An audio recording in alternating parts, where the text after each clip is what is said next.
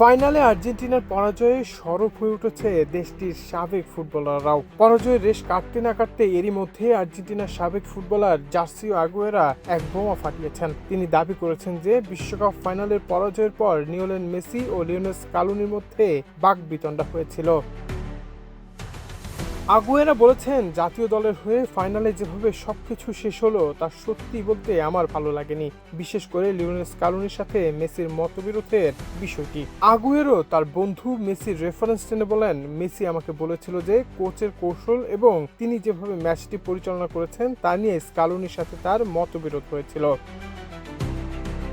Match পরিকল্পনার সময় Messi স্কালোনিকে বলেছিল যে রক্ষণাত্মক হয়ে স্পেনকে বলের দখল নিতে দেওয়া কোনোভাবে উচিত হবে না, কারণ এভাবে তাদের হেরে যাওয়ার সম্ভাবনা বেশি। কিন্তু স্কালোনি রক্ষণাত্মক খেলে কাউন্টার অ্যাটাকের উপর বেশি জোর দিচ্ছিলেন। বিশ্বের ফুটবলের কথায় কান দেননি স্কালোনি। সাবেক এই ফুটবলার আরও বলেছেন, এনজোর অ্যাটাকটা খুবই ব্যাপরীয় ছিল। যখন আপনার কাছে ইতিমধ্যে একটি হলুদ কার্ড আছে তখনও আপনি এই ধরনের ট্যাকল করতে কেন গেলেন?